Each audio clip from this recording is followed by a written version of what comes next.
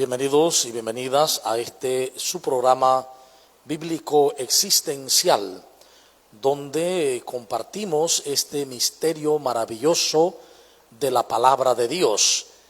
Hoy iniciamos el estudio del texto de la epístola de San Pablo a los Colosenses. Este estudio tiene mucho que ver con la vida de hoy, con los pueblos de hoy, con las comunidades de hoy. Entonces vamos a iniciar con una oración en el nombre del Padre y del Hijo y del Espíritu Santo. Te damos gracias, Señor, por la maravilla de tu amor, por tu palabra que nos revela tu voluntad, que es nuestra vida, nuestra felicidad y nuestra dicha. Que el estudio, el compartir esta carta a los colosenses nos ayude a crecer en el sentido de ser cristianos, de ser discípulos tuyos para vivir según tu corazón. Por Jesucristo nuestro Señor. Amén. Bien, en el día de hoy vamos a ver una introducción a esta epístola o carta a los colosenses. Esta epístola guarda una estrecha relación con la carta a los Efesios. Es muy parecida, casi idéntica. La misión de Tíquico, por ejemplo, que se ve en Colosenses 4:7 y también en Efesios 6:21. Sorprendentes semejanzas de estilo y de doctrina. Pablo se halla preso, en los dos textos se muestra lo mismo, probablemente en Roma, entre los años 61 y 63. Por lo demás, el cambio de estilo y el progreso en la doctrina exigen cierto intervalo de tiempo entre Colosenses y Efesios. Y las epístolas mayores, por ejemplo, Romanos, Corintios, Gálatas. En este intervalo ha surgido una crisis en Colosa.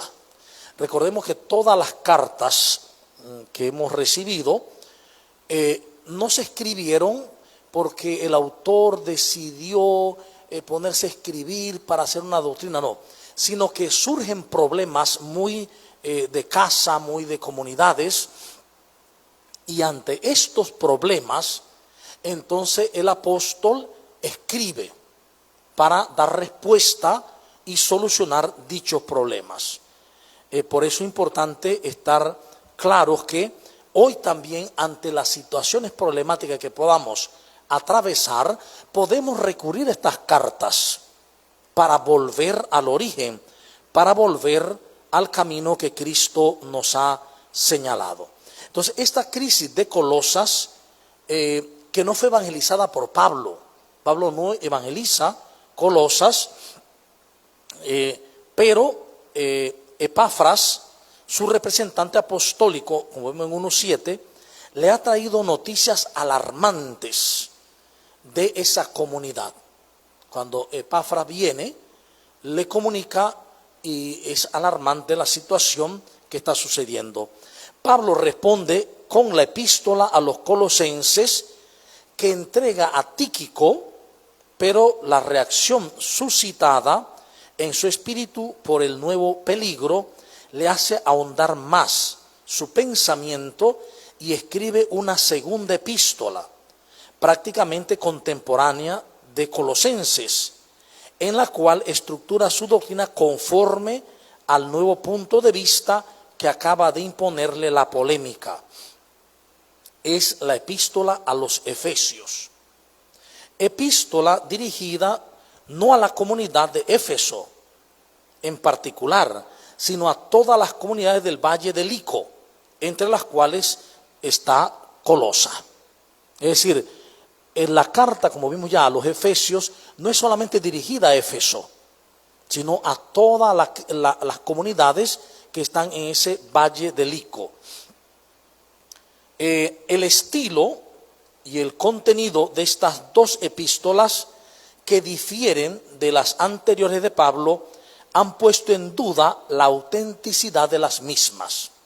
Es decir, las cartas de Pablo tienen una cierta similitud en el contenido y la forma.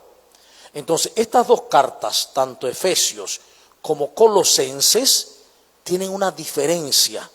Esto ha traído como consecuencia que en los últimos tiempos los estudiosos digan que probablemente no sean de Pablo.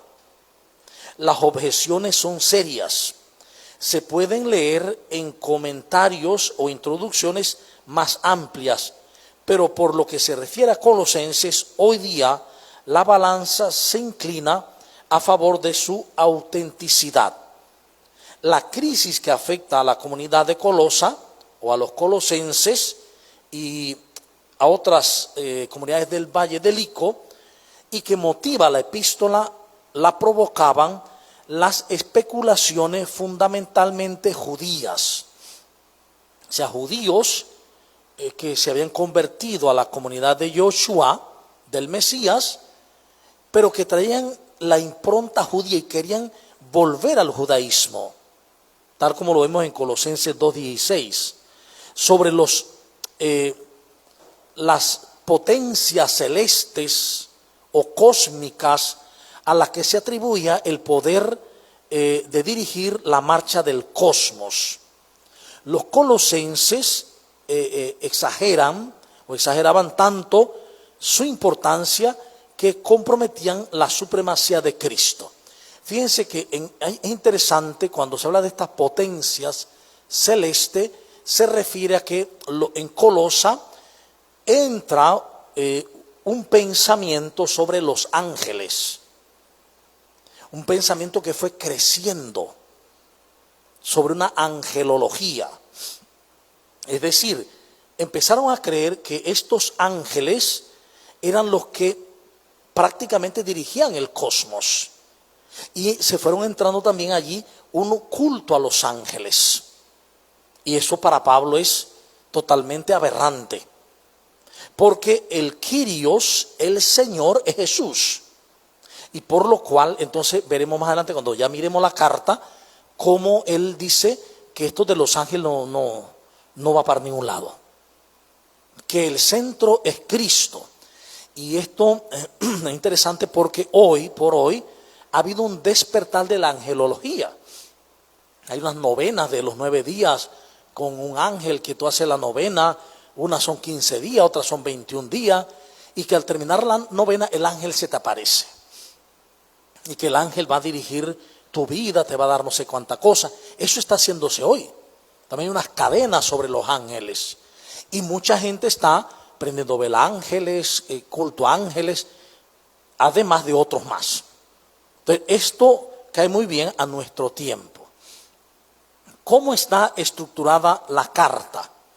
Esta carta a los colosenses. Podríamos ver como 4 o 5 puntos. El primer punto sería el saludo y la acción de gracias. Regularmente estas cartas siempre comienzan así. Están redactados con las fórmulas propias de las otras epístolas. La acción de gracias alaba la fe de los cristianos en Colosa y la fidelidad a las enseñanzas evangelizadas o del evangelizador Epafra. Es una especie de a la vez gracias y alabanza por lo que Epafras enseñó. Un segundo punto que podemos ver es la primacía de Cristo en la primera y en la nueva creación. Hay una primacía de Cristo. Un primitivo himno cristiano le sirve al autor de la epístola para introducir el tema. Es decir, los cristianos, los seguidores de Yoshua, mejor dicho, los judíos que seguían a Yoshua en la comunidad mesiánica, traían del judaísmo esto de los himnos, los salmos. Y entonces habían unos himnos que ellos acomodaron a Cristo. y que hicieron en torno a Cristo. Y eran común en las comunidades, pues cantarlos, orarlos. Entonces, esos himnos que ya se hacían en la comunidad, el autor lo utiliza para introducir la carta. Entonces, dicen, esto es del 1:15 al 20. Está compuesto por 2 estrofas. En la primera se afirma la preexistencia de Cristo, que esto tiene mucho que ver, claro, con lo que también Juan va a desarrollar al principio de su evangelio. Recordemos que los evangelios van como ascendiendo en la concepción de Jesús como Dios, como hijo de Dios. El término sería de Jesús como hijo de Dios. Primero, Marcos va a decir que Jesús es hijo de Dios cuando muere y resucita.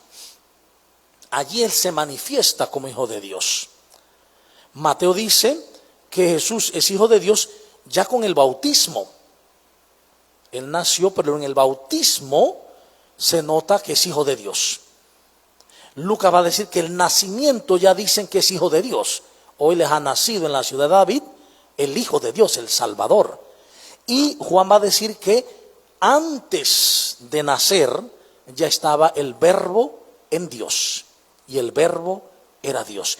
Es una evolución cristológica de la conciencia de desde cuándo Jesús es hijo de Dios. Entonces se va a terminar diciendo con Juan desde siempre. Entonces el autor va a tener ese mismo artículo, va a usar esa misma forma para decir que efectivamente Cristo es Dios desde antes de la creación del mundo. Es imagen del Padre en la primera creación. Cuando Dios crea en el Génesis, es imagen del Padre. Esa palabra del Padre que está creando, dice, esa palabra es el Hijo. Y dijo Dios, y dijo Dios, esa palabra que se dice es Jesús, es el Verbo, es el Señor. Entonces, claro, es una reflexión muy profunda, una reflexión muy profunda. Es imagen del Padre en la primera creación. En la segunda proclama la preeminencia de Cristo en la nueva creación. O sea, en la antigua creación Cristo ya está. Pero ojo, hoy podríamos decir, con el análisis que se hace ya en las cartas y el análisis que se hace sobre el sentido de la revelación de Dios, que todos nosotros también en Cristo estábamos en el principio. Todos, porque somos parte del mismo Espíritu de Jesús desde siempre. No es que el Espíritu de Jesús se nos dio cuando llegamos aquí, sino que dice Pablo en la carta a los Efesios, capítulo 1, fuimos elegidos, consagrados, desde antes de la creación del mundo. Entonces va en esta línea. En la segunda estrofa del himno, ¿qué va a decir él? Va a afirmar que hay una preeminencia de Cristo, o sea, en la primera estrofa es la preexistencia, en la segunda estrofa es la preeminencia de Cristo en la segunda creación. Recuerden que la primera creación es hasta Cristo, y la primera creación es hasta Cristo, la segunda creación es de Cristo para acá, la segunda creación. Entonces, en la segunda creación, Cristo es preeminente en la nueva humanidad. Cristo es la cabeza de esta nueva humanidad que forman todos los reconciliados con Dios. Por eso la cabeza no es ni los ángeles, por muy elevados que sean, sino Cristo mismo. Y dice el texto que, pues, las potencias cósmicas han sido subyugadas a Cristo. Esas potencias cósmicas que la gente daba culto en Colosa, o sea, ángeles, en realidad fueron subyugadas a Cristo, porque Él es el Señor. porque Él es el que domina todo. Entonces, de esta nueva realidad forman parte los cristianos de Colosa. Por su unión con la cabeza, Cristo han sido liberados del dominio de estas potencias. Entonces es interesante porque las potencias, Pablo las puede ver como positivas o como negativas. Si la potencia yo la considero como superior, como aquellos que son dignos de culto, entonces se vuelven negativas para mí. Porque entonces estoy cayendo en una idolatría. Pero si las potencias son subyugación de Jesús, entonces las puedo entender como positivas. ¿Ven la diferencia, no? Entonces, ¿qué pasa? El texto va a decir que en Cristo han sido liberados del dominio de esta potencia que llama elementos del mundo y no tienen por qué someterse a la obligatoriedad de preceptos o leyes dimanadas de estas potencias. Es decir, hay potencias que pueden decir que se viva de una manera la vida cristiana hoy. Es que un ángel me dijo, es que tuve una visión, es que tuve una aparición y me dice esto. Entonces dice Pablo, no, porque todo ha estado sometido a Cristo. Él es la cabeza. Y aquí es muy importante porque aquí entra el papel de lo que nosotros entendemos en María. María es madre de Jesús, madre nuestra porque somos su cuerpo, es figura de la iglesia, pero está bajo Jesús. María es parte de la iglesia, no está por encima de la iglesia. María es parte de la iglesia. El único que es cabeza es Jesús. Entonces, cuando hubo un movimiento que casi agarran a Juan Pablo II en esto, de decretar, hacer un nuevo dogma, querían que hiciera un dogma nuevo sobre María corredentora. ¿Ve? Que de hecho por ahí hay un himno, que creo que el Camino lo usa, que dice María la Cordera. Va en esa línea de que el Cordero y la Cordera. Entonces, Benedicto, eso no va. Y Francisco menos. María es criatura, María es hija de Dios, como todos nosotros. Entonces, aun cuando sea María la que diga algo que no está en sintonía con lo que Jesús enseñó, dice, no, hay que seguir a Jesús. ¿Ve? Entonces, eso es actual hoy. Entonces, ¿qué pasa? Dice el texto, ahora, unidos por el bautismo con Cristo, muerto y resucitado, son los miembros de su cuerpo y de él reciben la nueva vida. Los miembros del cuerpo de Cristo reciben la vida de Cristo. Y por eso los miembros del cuerpo de Cristo seguimos a Cristo, que es la cabeza. Miren, esto tenemos que tenerlo muy claro. ¿Por qué razón?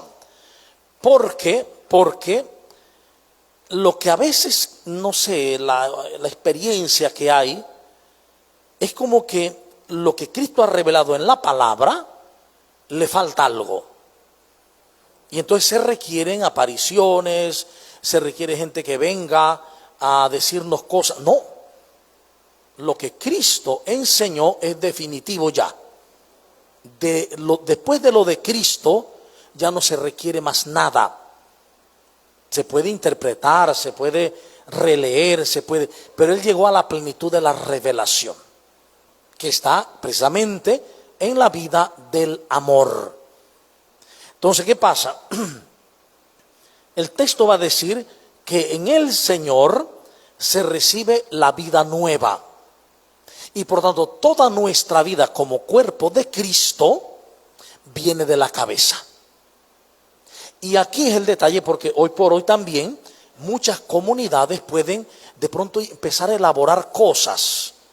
Y de pronto esto es lo que agrada a Cristo. esta forma es la que es buena para Cristo, esta otra forma es la que a Dios le agrada, esta otra forma es la correcta. Y entonces vamos sumando cosas que son ideas, meramente ideas. Tal vez con muy buena intención, sí, pero no va por ahí la cosa. Hay que darse cuenta que los bautizados en Cristo hemos muerto con Cristo y resucitado con Cristo. Somos miembros de su cuerpo y recibimos su vida. Nos alimentamos de su vida. Bebemos de su vida. Y entonces ahí es donde entendemos la palabra. La palabra nos expresa su vida. La comunidad, allí se vive su vida. Y en la Eucaristía donde se recuerda y se asume su vida. En la Eucaristía se recuerda su vida, se asume, se comulga su vida para vivirla en la comunidad. Esa es la centralidad. Entonces a veces pareciera que no, la Eucaristía no es la vida es otra cosa. Debe tener ese cuidado de los tres pilares de la vida cristiana que parten desde los primeros momentos de la iglesia.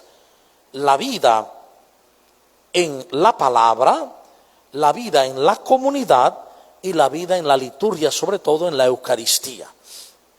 Porque tanto en la palabra como en la liturgia, como en la Eucaristía, el Señor da su cuerpo, su vida en la comunidad, su vida en la palabra y su vida en la Eucaristía. Además de esto, mirar cómo los elementos del mundo, potencias y falsas doctrinas, se oponen al reconocimiento de la primacía de Cristo en la nueva humanidad. Es decir, ¿cuáles son las falsas doctrinas? Toda doctrina que nos aparta del amor, de la compasión, de la ternura, de la alegría, de la justicia, de la misericordia, es falsa. Es falsa. La doctrina verdadera siempre nos va a llevar en positivo o en negativo, hagan esto o no hagan esto, para que volvamos al camino del amor. El amor es lo central, porque el amor es la vida del Espíritu, el Espíritu Santo, el Espíritu del amor de Dios. Es más, es la vida del reinado de Dios, del reinado del amor. Todo lo que se contrapone con el amor, venga de quien venga, es una falsa doctrina. No que lo que el Señor quiere es que sufra así. Pero eso no viene. Eso no es lo que dice Jesús. No que es lo que el Señor... No, espérese. ¿Qué dijo Jesús? Hoy nos decía el ponente que vino de la Rota de España, que el proceso con un cura, un sacerdote, es primero hablar con él, a solas. Y luego hablar con testigos. Y luego entonces la comunidad. Porque es el proceso evangélico. No es al revés. Primero se habla en la comunidad y al final el que se dialoga con la persona. Hay que seguir el proceso evangélico. Porque así lo enseñó Jesús. Porque es la manera más caritativa que hay. La forma más caritativa de atender un problema en una persona o con una persona es llamarla primero ella sola. Si no se corrige, entonces llamar dos testigos. Si no se corrige con dos testigos, entonces llamar toda la comunidad. Y ya, si no se corrige con toda la comunidad, entonces que no quiere estar en la comunidad. Entonces, bueno, váyase, que le vaya bien. Ese es el camino cristiano. Y, por ejemplo, ¿no? Estoy dando un solo ejemplo, ¿no?, de ese camino en la nueva humanidad. Y también de no dejarse llevar por las falsas doctrinas que se oponen al reconocimiento de la primacía de Cristo en la nueva humanidad, o pretenden compaginar la primacía de Cristo con la actividad de otros seres intermedios. Otros seres intermedios. María, los santos, ángeles, seres intermedios. No podemos compaginar eso. Ahora bien, estamos hablando en cuestión de lo que Él hizo. Porque en cuanto ser, en cuanto persona, sí todos somos uno. Todos somos iguales en Cristo y somos uno en Cristo. Y Dios nos ama igual que a Cristo. Pero en la función que Él ha realizado, Jesús, el Cristo, Él tiene esa preeminencia, porque ha sido Él el que ha logrado unir el hombre con Dios. No porque Dios no estuviera unido al hombre, sino porque el hombre no lo entendía. El hombre no lo comprendía. Y entonces Él vino a hacérnoslo comprender. Incluso a que lo viéramos con un hecho que el hombre sí entendía, el sacrificio. Por eso lo realiza. Además de esto, la función de Cristo queda así disminuida cuando se compara con Él y se pone a la par de Él. Quedaría disminuida la función. Pablo subraya con fuerza que solo Cristo es la cabeza de la nueva humanidad. Solo Cristo Jesús. Ni los ángeles, ni las celebraciones de los novilunios, ni las fiestas, ni los sábados, ni las creencias judías. Es Cristo el centro, la cabeza. Y entonces aquí vale la pena porque cuando habla del Shabbat, cuando se habla del día de fiesta judía o el día de fiesta cristiana, de los cristianos, tenemos que remontarnos a los judíos. El día de fiesta, el Shabbat, yo escuchaba a un rabino en estos días en una de las conferencias que decía, de las clases, y él decía, para un judío practicante de ayer y de hoy, el Shabbat no se cocina, no se lava, no se atiende a los animales, no se camina cientos pasos, etcétera, etcétera, etcétera, no se teje, no es por una prohibición de Dios sobre pretexto de castigo. No. Es que trabajamos 6 días y en 6 días nuestro trabajo nos absorbe. Entonces el día del Señor ese día es para leer la palabra, estudiarla, meditarla, orarla. El día entero es para dedicarlo al Señor. Que no es porque el Señor lo necesite, es porque yo lo necesito. Es un día dedicado al Señor porque yo lo necesito. El Shabbat da equilibrio a la semana. Si durante la semana yo me alejé del camino del amor en el trabajo, por ejemplo, fui grosero con un empleado, con un compañero trabajador, o con el jefe, o con el que trabaja conmigo, si en la semana no me fui me sesgué del camino del amor con la familia, con los hijos, el Shabbat me va a ayudar a volver a la verdad, a meditar sobre lo que he vivido y lo que debo vivir desde Dios. Pues eso debe ser el domingo para nosotros.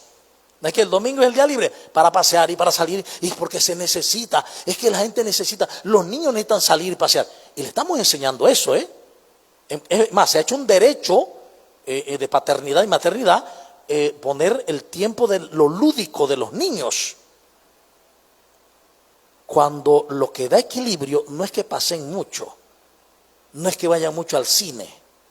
Lo que da equilibrio a una familia es la meditación en la palabra de Dios, la oración, el tiempo dedicado, no porque Dios lo necesita, sino que nosotros necesitamos para equilibrar lo que en la semana se ha desequilibrado.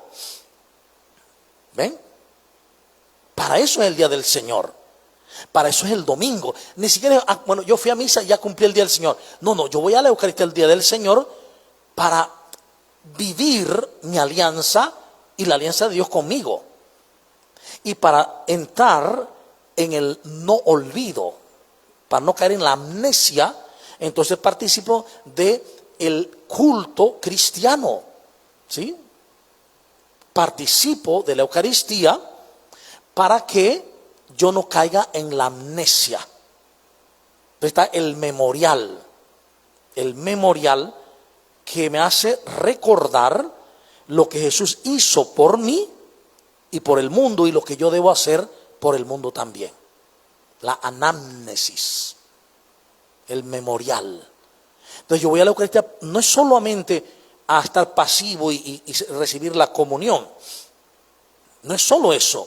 Yo voy a vivir algo que se hace actual, una alianza actual, donde el amor se me revela como cuerpo, como realidad en relación, persona en relación, y como sangre, como vida que se entrega, que se dona. Y yo viviendo eso recuerdo quién soy yo y cómo debo vivir. Hagan esto como memorial mío. O sea, vivan lo mismo que yo. Porque esto soy yo, es lo que ustedes tienen que vivir en la vida de la comunidad. Ese es el sentido. Entonces, claro, cuando seguimos otras líneas, dice meramente por cumplir, Shabbat, novilunios, ángeles, dice eso, ni el cumplimiento de las leyes. Fíjense, ni el cumplimiento de las leyes. No toques, no pruebes, no acaricies. Ni otras doctrinas, por mucha apariencia religiosa que tengan. Por mucha apariencia religiosa que tengan. ¿Ves? Son válidas para la construcción del cuerpo de Cristo. Es decir, cuando en una comunidad no se está construyendo el cuerpo de Cristo, es decir, entre más va pasando el tiempo en la comunidad, más se saben uno y más viven como uno.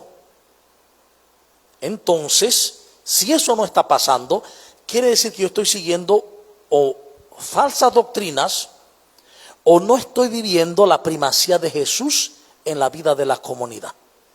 Está primando las leyes, están primando las formas, están primando otras cosas. No prima el fondo, que es Cristo. Esto es sumamente importante. ¿Por qué? Porque puede parecer muy religiosa una experiencia. Pero si esa experiencia me lleva al individualismo, me lleva a la no conciencia del cuerpo de Cristo, y por lo tanto, mientras persiste en una comunidad el juicio, la condena, el señalamiento, esto es indicativo de que la comunidad no se sabe cuerpo de Cristo. Hoy nos decía el Padre Jesús, que fue el que vino de Madrid, nos decía que el problema de un sacerdote, de una religiosa o de un laico en temas de abuso infantil, en tema de todo el tema de la pederastia, etcétera, o de deshonestidad en la administración eclesial, no es problema de él, es problema de todos, es problema del cuerpo, porque él decía, todos somos uno, todos somos uno. Y esto solo lo enseña Jesús. O sea, vivir con la conciencia de que todos somos uno, solo se aprende de Jesús. Solamente. Estoy hablando del ámbito católico, cristiano católico. Todos realmente somos uno. Entonces, cerrado ese punto de la primacía de Cristo, entonces el autor va a hablar de la nueva creación y cómo es la vida en esa nueva creación. Una introducción recordando la nueva vida en la que han ingresado los de Colosa por el bautismo. A veces nosotros como que no entendemos bien el bautismo. Y de hecho es porque también no lo hemos dado a entender. Creemos que el bautismo es que hay que bautizar al niño para que sea cristiano.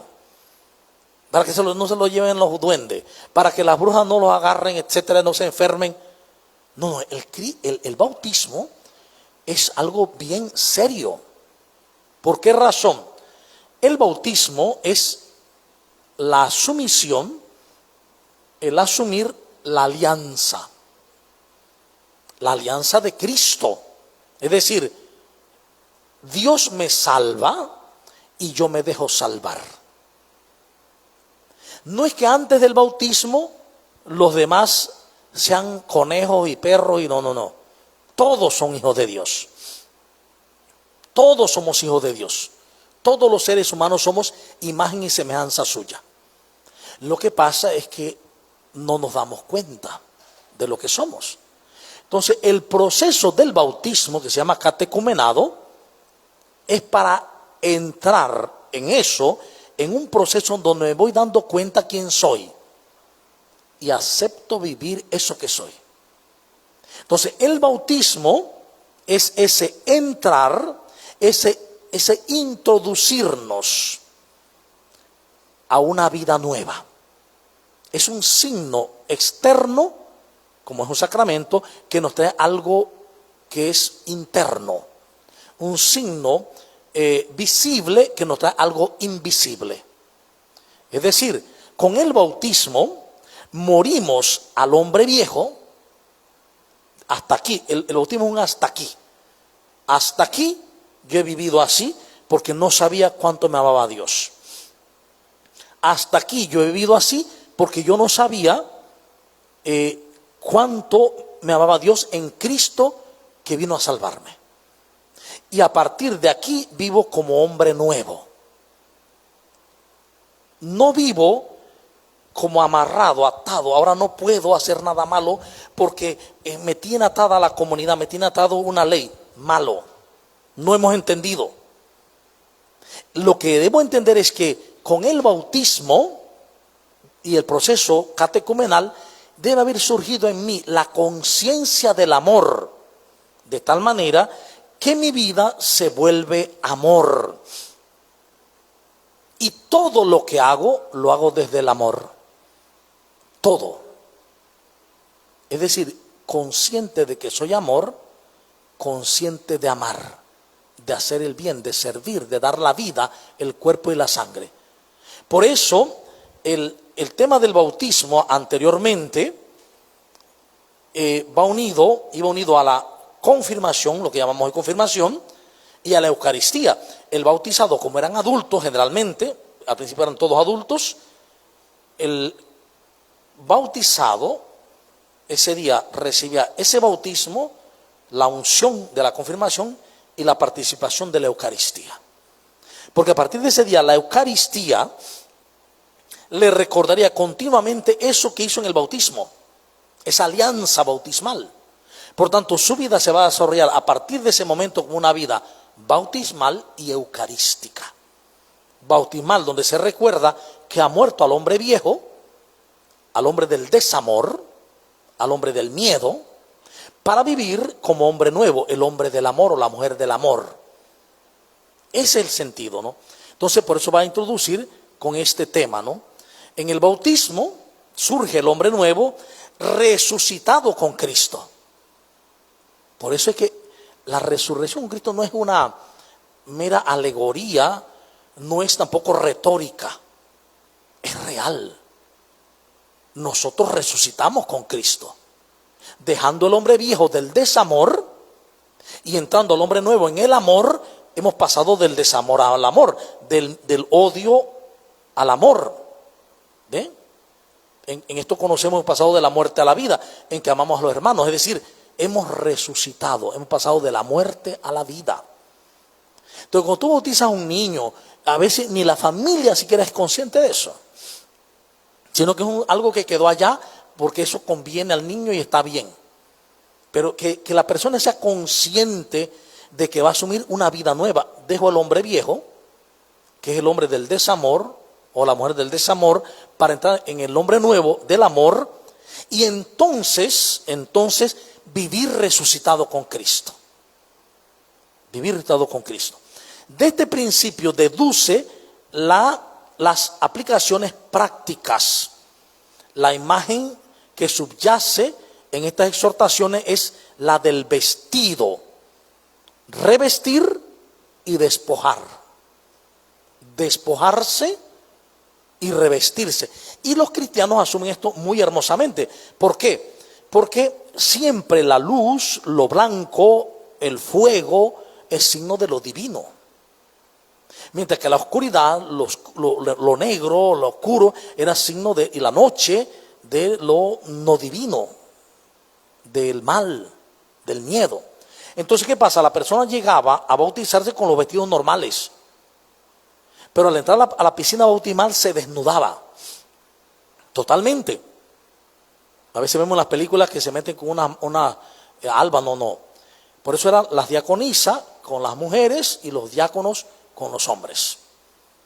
Entonces, desnudaban a la mujer, al hombre, y entraba a la piscina bautismal, y al salir de la piscina subía los escalones, los 7 escalones, que eran los 7 dones del Espíritu Santo, bajaba de 7 escalones, que era abandonar los 7 pecados capitales, entraba al bautismo, salía, y allí la diaconisa y el diácono los revestía, lo que se llama alba hoy.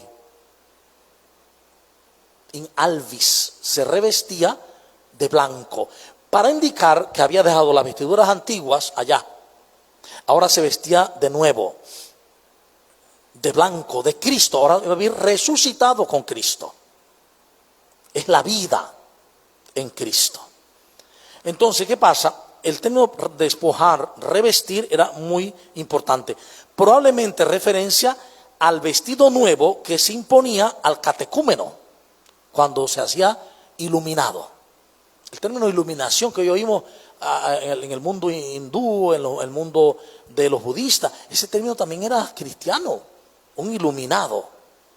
El que iba a ser bautizado y que ya había pasado todo el catecumenado y ya había sido aceptado para bautizarse, era un iluminado. Había recibido la luz de Cristo. Ya sabía por qué se iba a poner de blanco. Abandonaba su vida de desamor para entrar en una vida de amor. De este principio también hay otras aplicaciones prácticas. Luego la exhortación contempla la familia cristiana, preceptos muy sencillos de la sociedad contemporánea que Pablo asume para su comunidad en el Señor, es decir, con validez para la comunidad cristiana. Él mira la sociedad y hay elementos sociales que son buenos, pues hay que vivirlos en Cristo en la comunidad. La honradez, la fidelidad, etcétera, ¿no? Pablo no cuestiona en esta moral familiar las costumbres sociales de su tiempo: esclavitud, comportamiento de la mujer en público, pero asienta ya un principio que influirá notablemente en las sociedades posteriores. En la nueva sociedad de Cristo ya no hay distinción ni por razón de raza, ni de origen, ni de lengua, ni de sexo, ni de otra condición. ¿Qué es lo que ha dicho Gálatas también? 2:26 y siguiente. No hay hombre ni mujer, ni esclavo ni libre. Cuando Cristo es cabeza, todos entramos en una igualdad de amor, en una igualdad en Cristo, parte de un solo cuerpo. Junto a esto también vemos algo interesantísimo, y es que la vida en Cristo es algo que no es obligatorio. No se vive como obligatoriedad. No se asume porque hay que hacerlo. No, se asume cuando se descubre el camino del amor.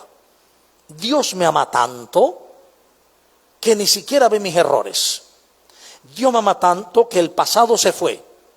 Dios me ama tanto que me ha liberado. Entonces, aquí en este momento, si me doy cuenta que Dios me ama tanto, ¿qué debo vivir? La alegría del amor. La alegría del amor y el movimiento del amor. La actitud de amor hacia todos y hacia todas, incluyendo el enemigo. Ahí está por qué entender. Cuando nosotros agarramos el Evangelio, lo leemos y decimos, Jesús dice, y amen a su enemigo, pero eso no cabe. En la mentalidad del mundo, en la razón del mundo, eso no cabe. Eso es imposible. Solo cuando yo me sea amado por Dios, un Dios que me ama totalmente y nunca ha dejado de amarme. Por mucho desamor que haya vivido, por mucho que me haya sesgado, no ha dejado de amarme.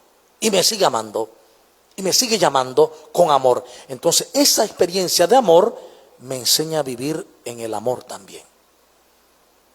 Y ese amor perfecto echa fuera el miedo. Y al final, entonces, está la despedida, el punto 4, con noticias personales y una serie de saludos. Pablo se despide de la comunidad, alude a otra carta enviada a los de la Odisea y pide que se intercambien esas cartas. Parece que era una costumbre en las comunidades del entorno paulino leer las epístolas en las asambleas e intercambiarlas con otras comunidades. Con el tiempo se intercambiaban. Ya cuando se leían, entonces se intercambiaba con otras comunidades y la de allá me mandaba las que mandaron allá, nos las mandan acá, para crecer como comunidad.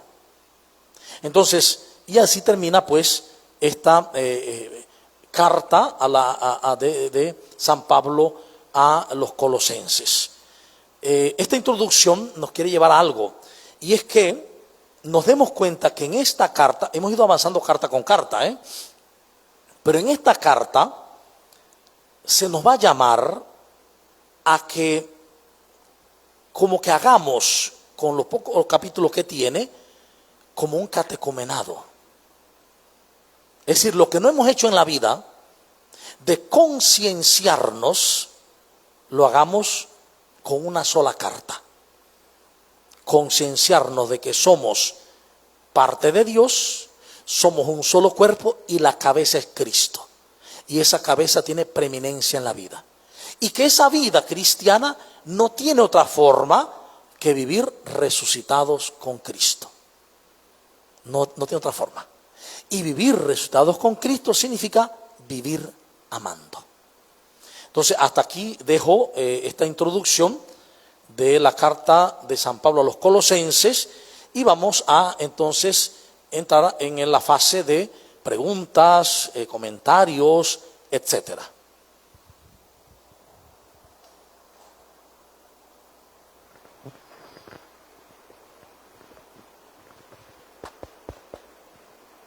Buenas noches, Padre Rory, muchas gracias. Saludos a todos los presentes y los que nos escuchan por los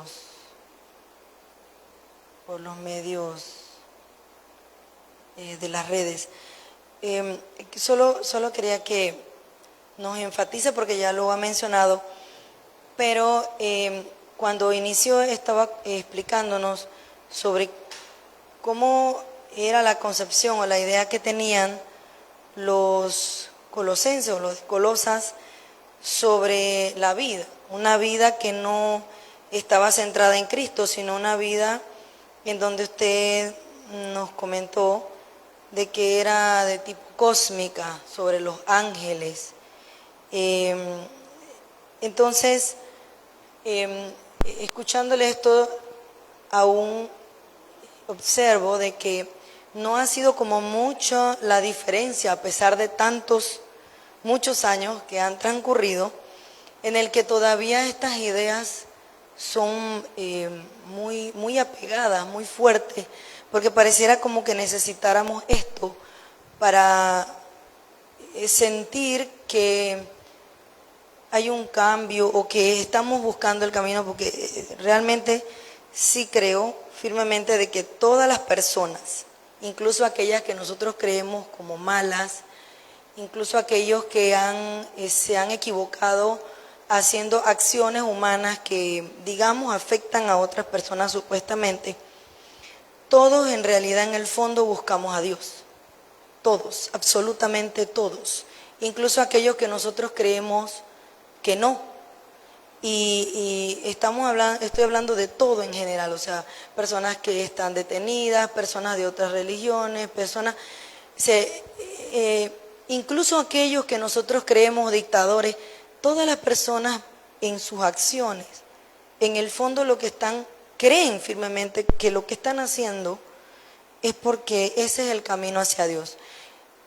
¿Qué mensaje nos puede dar así como para reafirmar, mucho más de lo que ya nos ha indicado, para todos, no es nada más para nosotros los católicos, que el camino cristocéntrico, que es el camino que nos lleva a todos a Dios, sobre todo para aquellos que aún seguimos perdidos en el pensamiento mágico de que si yo me levanto en la mañana y veo una hoja que tiene una formita que parece un número, y yo digo que eso es el número de la lotería, y que si en la mañana amaneció de tal forma es tal cosa. Es si todavía hay ese pensamiento, incluso que a la hora de orar, si no sientes, una brisita o algún destello, algo, es que porque no estás orando suficiente. ¿Cómo puede nosotros compartirnos y reafirmar esto, de que lo que está diciendo Pablo, que nuestra vida es cristocéntrica? Bien, recordar primero que todos, como dice San Agustín, aun cuando no te conocía, te buscaba, Señor. Porque todos buscamos la dicha, la paz, la felicidad, todo mundo. Y resulta que la dicha con mayúscula, la paz con mayúscula, la felicidad con mayúscula es Dios mismo. Por lo tanto, lo que en el fondo, es que en el fondo de todo ser humano hay un recuerdo. ¿Cuál es el recuerdo que no recordamos? Es que estamos con Dios y que hemos estado con Él y que estaremos con Él. Al asomarnos aquí, perdemos como el recuerdo, la conciencia. Pero hay dentro de nosotros una búsqueda de esa dicha, esa felicidad, que es ese recuerdo que está en nosotros que no logramos entender. Entonces la revelación nos lleva al recuerdo. ¿Cuál es el recuerdo que hemos perdido? Dios me ama, Dios es amor, Dios me llama porque me ha creado en el amor y me llama para el amor. Ahí está el detalle. Y por eso es importante entonces la evangelización.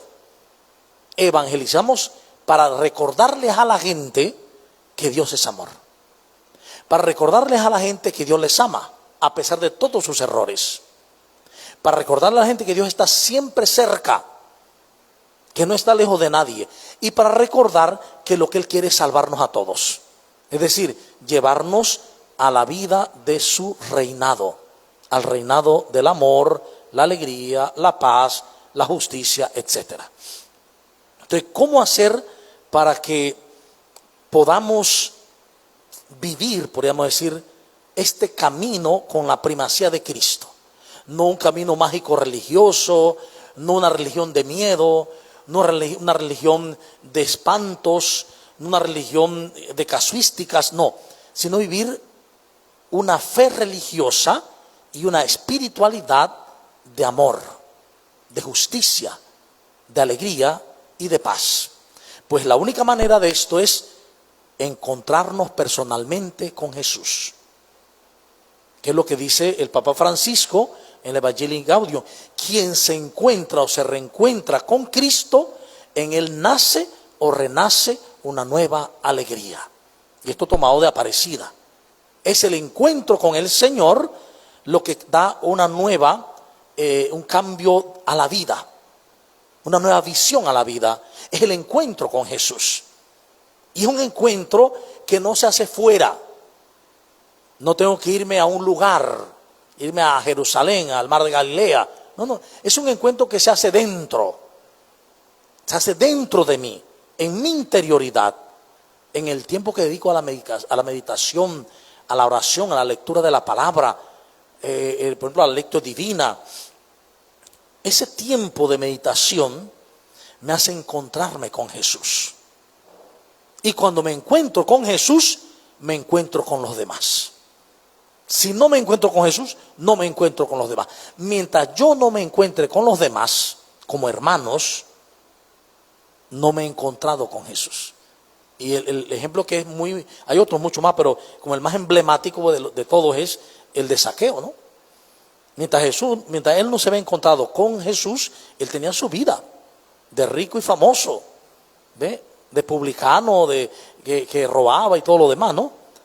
Pero cuando se encuentra con Jesús, desde la primera mirada que él recibe de Jesús, Jesús lo vio, lo miró. De la primera mirada con Jesús experimenta el amor de Dios, que le acoge. Rápido, tengo que esperarme en tu casa. Si él hubiera dicho, no, hubiera seguido robando, porque no hubiera experimentado a Jesús. Cuando Jesús viene a la casa, es decir, a la vida, y lo dejo entrar en mi vida, entonces se da el proceso. Hoy ha llegado la salvación a esta casa. ¿Y qué dijo Zaqueo? Daré la mitad de mis bienes a los pobres. Y si a alguien le he robado, le voy a retribuir 4 veces más. Es decir, encontrarse con Jesús es encontrarse con los hermanos. Encontrarse con Jesús es encontrarme con lo que les he hecho daño y buscar reparar ese daño. Eso causa el encuentro con Jesús. Por eso es tan necesario encontrarse con Él. Y además, se hace con alegría. Se repara con alegría. Se entrega con alegría. Porque me he encontrado con aquel que me conduce al amor con mayúscula. A Dios. Bien, ¿alguien más?